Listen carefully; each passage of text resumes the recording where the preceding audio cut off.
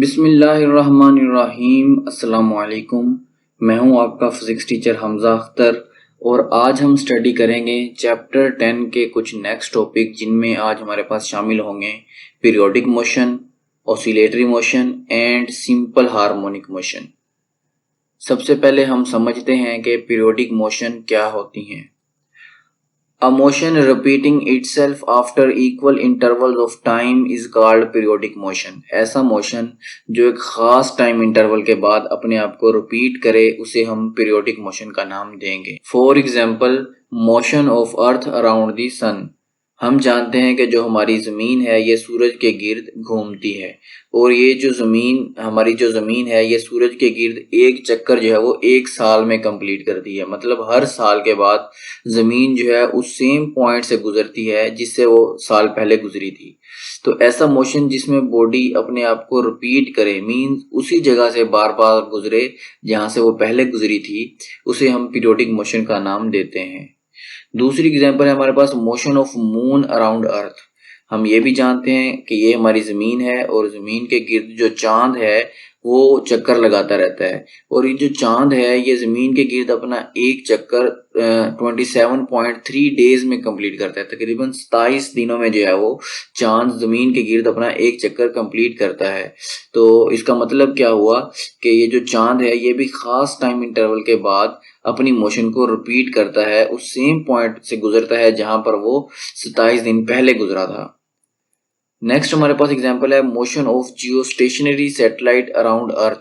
हम जानते हैं कि जो जियोस्टेशनरी सैटेलाइट्स हैं जो जिसे हम कम्युनिकेशन पर्पस के लिए इस्तेमाल करते हैं, वो हमारी ज़मीन के गिर्द जो है वो मोशन करती रहती हैं। और ये जो जियोस्टेशनरी सैटेलाइट है ये हर 24 घंटे के बाद जो है वो अपनी मोशन को रिपीट करती है और ये जो एक सर्कल है, एक चक्कर है, एक रेवोल्यूशन है, ये 24 घंटों में कंप्लीट करती है। इन शॉर्ट हमने क्या सीखा पीरियोडिक मोशन में कि हर वो मोशन जो एक खास टाइम इंटरवल के बाद रिपीट होती है उसे हम पीरियोडिक मोशन का नाम देते हैं। इसी तरह जो हम डेली बेसिस पर 8 बजे सुबह स्कूल जाते हैं और 2 बजे वापस आ जाते हैं, अगले दिन फिर सुबह 8 बजे स्कूल गए, 2 बजे वापस आ गए, नेक्स्ट डे फिर 8 बजे स्कूल गए, 2 बजे वापस आ गए, ये जो हमारा मोशन है जो एक खास टाइम इंटरवल के बाद बार बार रिपीट हो रहा है, ये मोशन भी हमारा पीरियोडिक मोशन कहलाएगा। नेक्स्ट है हमारे पास ओसिलेटरी मोशन। ओसिलेटरी मोशन किसे कहते हैं? टू एंड फ्रो और back and fourth motion of a body about it's mean position is called oscillatory motion. ऐसा मोशन जिसमें बॉडी अपनी मीन पोजीशन के गिर्द आगे और पीछे मूवमेंट करे उसे हम ओसिलेटरी मोशन का नाम देते हैं। It is also called vibratory motion. इसे हम वाइब्रेटरी मोशन का नाम भी देते हैं। For example, motion of clocks pendulum. इस क्लॉक को आप देखें, इसका जो पेंडुलम है ये एक फिक्स्ड पॉइंट के गिर्द टू एंड फ्रो या इसको कहते हैं बैक एंड फोर्थ मोशन कर रहा है, आगे पीछे मूवमेंट कर रहा है। ये जहां पर मैंने पॉइंटर रखा हुआ है, इसे अगर आप इसकी मीन पोजीशन कंसीडर करें तो ये देखिए ये मीन पोजीशन के गिर्द बैक एंड फोर्थ मोशन कर रहा है। कभी मीन पोजीशन के आगे जाता है, कभी मीन पोजीशन से पीछे आता है और उसी मीन पोजीशन के गिर्द आगे और पीछे मूवमेंट कर रहा है। तो ऐसी मोशन को हम ओसिलेटरी मोशन कहते हैं। नेक्स्ट एग्जांपल है मोशन ऑफ अ स्विंग। ये आप देख सकते हैं कि ये जो बेबी गर्ल है ये भी मीन पोजीशन के गिर्द बैक एंड फोर्थ मोशन कर रही है। ये यहाँ पर पॉइंटर आपको नजर आ रहा है, ये जो पॉइंट है इसको अगर हम मीन पोजीशन कंसीडर करें तो ये जो बेबी गर्ल की मोशन है ये इस मीन पोजीशन के गिर्द कैसी है? टू एंड फ्रो मोशन है। ठीक है, हमारे पास नेक्स्ट एग्जांपल है मोशन ऑफ रॉकिंग चेयर। इसमें भी ये जो चेयर है ये भी अपनी मीन पोजीशन के गिर्द आगे और पीछे मूवमेंट कर रही है। इन शॉर्ट के ऐसा मोशन जिसमें बॉडी अपनी मीन पोजीशन के गिर्द आगे पीछे मूवमेंट करती रहे, मतलब आगे पीछे होती रहे, तो ऐसे मोशन को हम ओसिलेटरी मोशन का नाम देते हैं। नेक्स्ट है हमारे पास relation between oscillatory and periodic motion. Oscillatory और पीरियोडिक मोशन कैसे एक दूसरे से सिमिलर हैं या डिफरेंट हैं, इसे हम देखते हैं। All oscillatory motions are periodic. वो कहता है कि जो भी हमारे पास ऑसिलेटरी मोशन होती हैं उन्हें हम पीरियोडिक मोशन भी कह सकते हैं। किस तरह, ये देखें, ये एक ऐसा मोशन है जिसके बारे में हम पहले भी डिस्कस कर चुके हैं कि ये मीन पोजीशन के गिर्द टू एंड फ्रो मोशन है, मतलब ये ऑसिलेटरी मोशन है। इसे हम ऑसिलेटरी मोशन भी कहते हैं, इसे हम पीरियोडिक मोशन भी कह सकते हैं, क्योंकि पीरियोडिक मोशन की डेफिनेशन में हमने पढ़ा था कि ऐसा मोशन जो एक खास टाइम इंटरवल के बाद अपने आप को रिपीट करे उसे हम पीरियोडिक मोशन कहते हैं। ये देखें, ये हर 1 सेकंड के बाद या 2 सेकंड के बाद अपनी मोशन को जो है वो रिपीट कर रही है, तो इसे हम पीरियोडिक मोशन भी देंगे। ये बात क्लियर हुई कि जितनी भी ऑसिलेटरी मोशंस होंगी वो पीरियोडिक भी होती हैं। All oscillatory motions are periodic, but all periodic motions are not oscillatory motion. वो कहते हैं लेकिन हर पीरियोडिक मोशन ऑसिलेटरी हो ये कंपलसरी नहीं है, ऑसिलेटरी हो भी सकती है, नहीं भी हो सकती। अब ये वाली मोशन आप देखें, ये हमारे पास पीरियोडिक मोशन है। पीरियोडिक मोशन का मतलब कि ये खास टाइम इंटरवल के बाद ये जो सैटेलाइट है ये इस पॉइंटर, ये जो मैंने पॉइंटर रखा है इस पॉइंट से गुजरती है, मतलब ये खास टाइम इंटरवल के बाद इसी पॉइंट से सैटेलाइट गुजरता है। तो ऐसा मोशन जिसमें बॉडी एक खास टाइम इंटरवल के बाद अपने मोशन को रिपीट करे उसे हमने पीरियोडिक मोशन का नाम दिया था।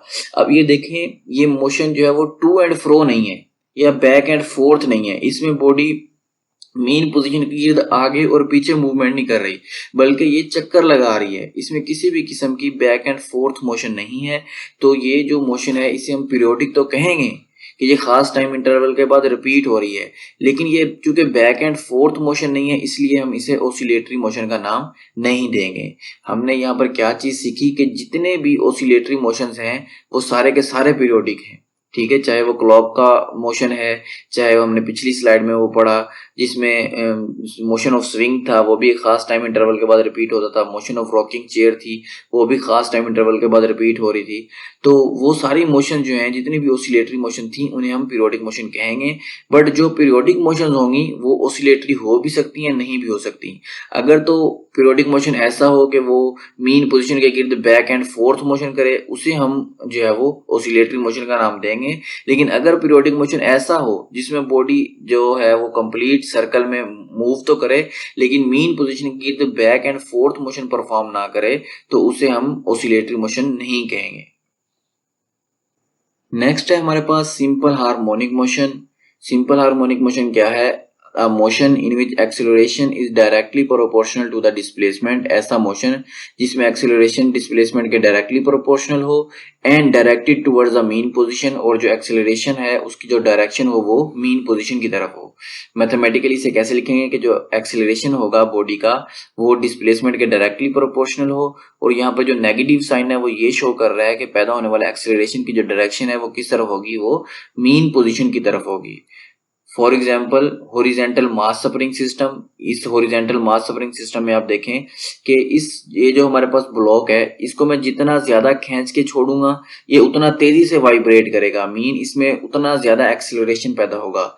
मतलब क्या कि इस सिस्टम में पैदा होने वाला जो एक्सेलरेशन है वो डिपेंड करता है कि मैं इसको कितना डिस्प्लेसमेंट दे रहा हूँ। मीन्स के ये जो इसमें एक्सेलरेशन पैदा हो रहा है, ये जो एक्सेलरेशन इस सिस्टम में पैदा होगा वो किसके डायरेक्टली प्रोपोर्शनल है, वो उस डिस्प्लेसमेंट के डायरेक्टली प्रोपोर्शनल है जो मैं इसको दूंगा। मीन अगर मैं इसको ज्यादा दूर तक खींच के छोड़ूंगा तो ये ज्यादा वायोलेंटली मूव करेगा, ज्यादा तेजी से जो है वो वाइब्रेशन करेगा, ज्यादा एक्सेलरेशन के साथ जो है वो अपनी मोशन परफॉर्म करेगा।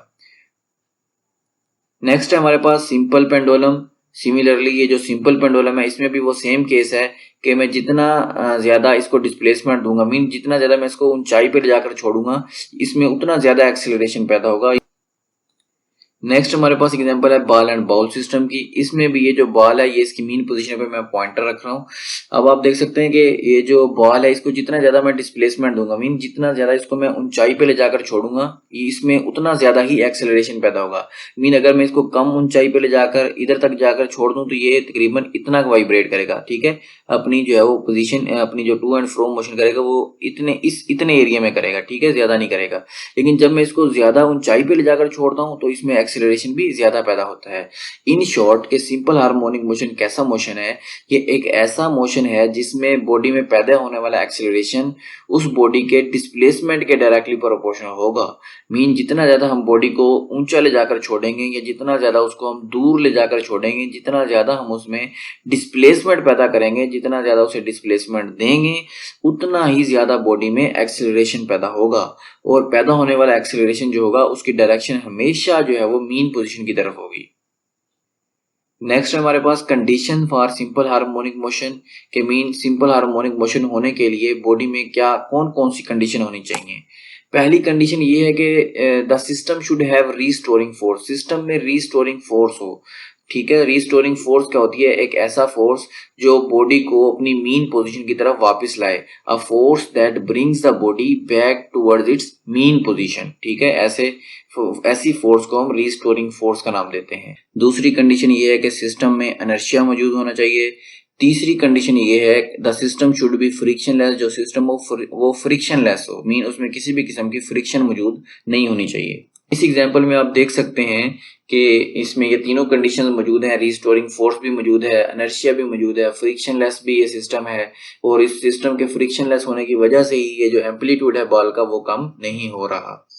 अगर आपने अभी तक हमारा चैनल सब्सक्राइब नहीं किया तो काइंडली इसे सब्सक्राइब करें, इसे लाइक करें ताकि आने वाली हर वीडियो आप तक पहुंचती रहे। Thanks for watching.